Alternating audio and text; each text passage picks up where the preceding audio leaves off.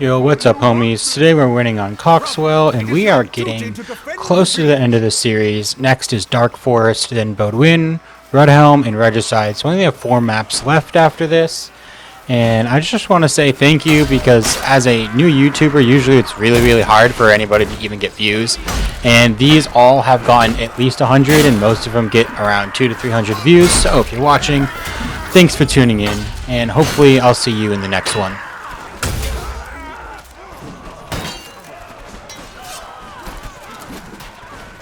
Baby, help!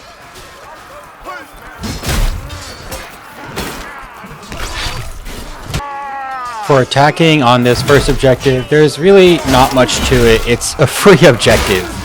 And half the time when they build walls around the fire pit, they build them too close, like I always say not to do, and you can just reach through the walls anyways, grab a torch, run back behind your teammates, and just drop a torch on the roofs of the buildings. Don't hit the sides, half the time it doesn't work.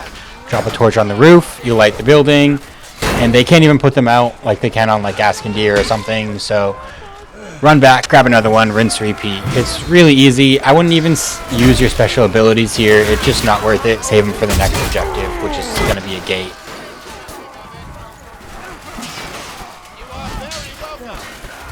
And also, something to add in, you don't even have to get all the buildings. So just get the ones in the back because it's easier, and start adding up that extra time for you and your teammates to get the next objectives. I've seen this map go both ways. Most of the time I've seen it defended on the last objective, but you can definitely defend all of the other ones. It's just that people tend not to. When you're defending on this objective, the only chance you have is holding this fireplace, but your spawn is going to be so far away, it's going to be really tough.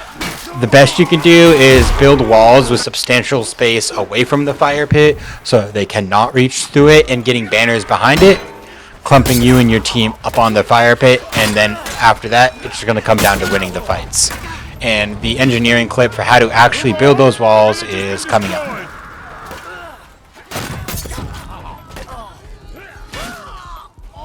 So I actually had some difficulty getting these walls down. As you can see, I had to kill some bots. Not bots, I just call them that because they weren't paying attention. But obviously, like I said, trying to take control of the fire pit here.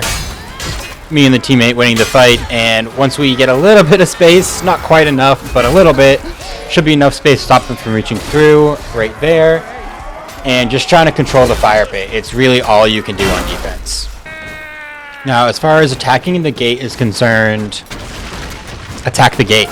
Nobody ever defends it. And it's kind of ridiculous. They just like to sit up on the walls. This is super defendable objective, by the way. Super defendable. You start off right behind it. I'll talk about that when I get to defense. It's really easy to defend. But yeah, just hit the gate. They'll give it to you for free. As you can see here, nobody even came in. For defense, build up walls, just like this. Preferably drop those traps, and you and your teammates just clump up on the gate, and it will be fine. Like, if you have a party of 4, you can defend that objective, just you and your boys, if you guys know how to fight and can 1vx decently well. But if for whatever reason, you know, you're alone, nobody else is defending the gate, you can't 1vx like a level 1000 can, you can do this and defend the rock throwers that will be throwing rocks on the guys down below. It's really not the best thing to do because you're not actually defending the objective, you're just defending guys that are killing the guys on the objective. But it's something, because realistically you're not going to be able to get down there. If you do run down there alone, it's most likely just going to be a suicide run until they eventually break the gate down. Okay, so when it comes to the first gold objective on Mason, just go to the one that's behind the church. There's a solid chance you're just going to have Agathians partying and being pacifists inside the church. Just run right by those guys. Don't attack the bars. Don't attack people trying to live as peasants. It actually helps you. If somebody is living as a peasant, don't kill them. They do not count towards the final objective. They are just a peasant, and that's it. Quick tip, if you have a peasant, NPC peasant, kill them, take the gold back to the crate, and you're good to go. But otherwise, the one behind the church ends up being minimally defendable anyways, so you'll be fine there. And I also wouldn't try to use special abilities on this objective either, because they're most likely just going to be wasted. There's not any really good rally points for banners. You don't clump up too much here for horns, and there's no real clear area to deny with a fire pot, so they're just not useful here until you get down to the last stage. The town is almost completely looted.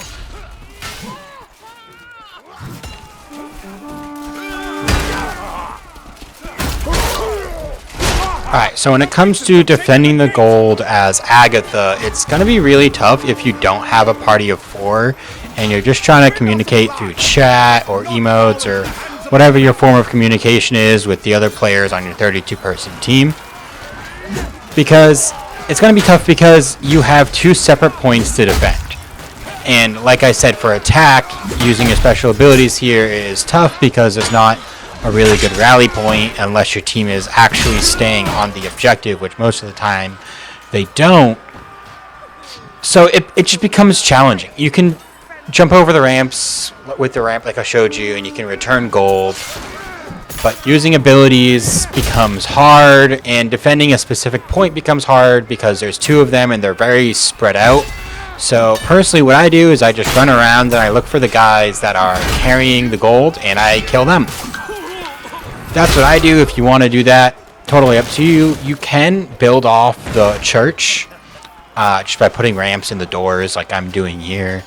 But otherwise, it's just really hard area to defend. Most of this map is just super attack sided because as it's titled as the Slaughter of Coxwell.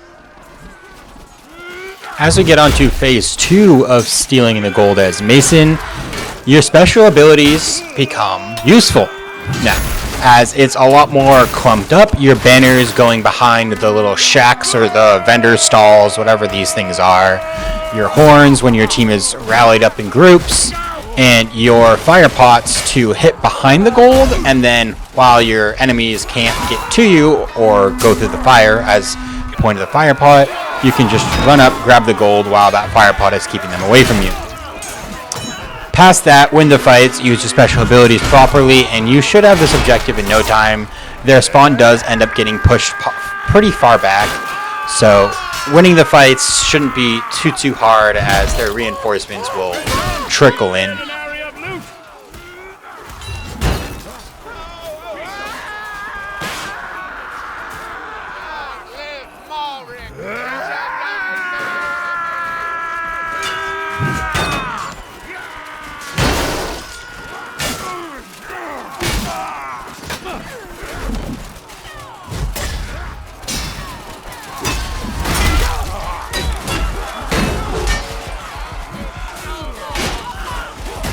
Defending the gold, phase 2. First thing I try to do when running out of the church area, drop a ramp here.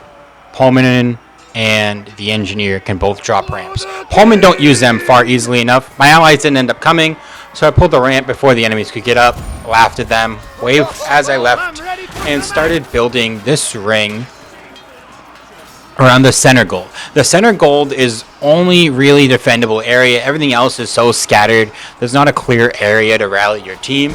But if you can rally your team and defend the center gold, unless they end up taking the gold all the way in the back near where you're going to spawn into, which is very uncommon, they're not going to get it all. So defend the center, make sure they don't flank and get the gold in the back, and you can end up defending this objective. I have defended this objective numerous times, so it is very defendable, contrary to popular belief. You just gotta do it correctly. Rally around the center, protect the center and the back. Don't worry about the ones scattered off to the sides. Just let them get those. Place a banner behind the monument. Horn when the allies have plus signs above their head. And fire pots in this area that I'm fighting in right here, ahead of the walls. Keep the enemies back and you'll be gold.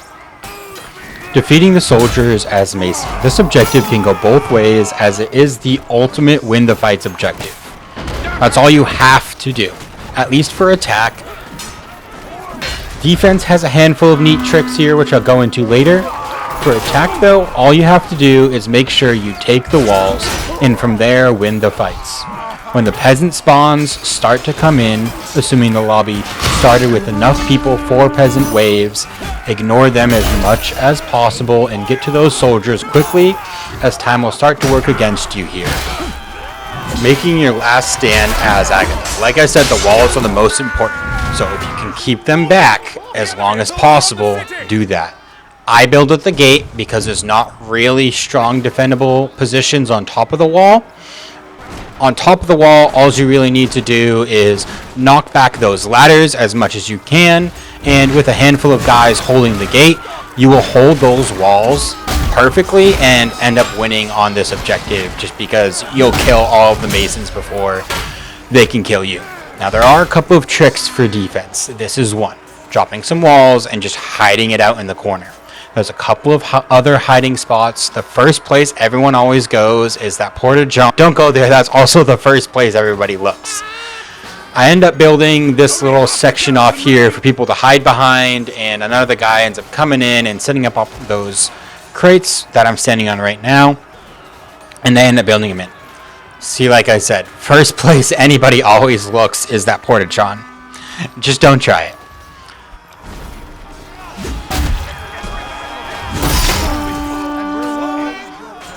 Here's the guy. I'm building him in a little defensive area, and he does end up holding out there.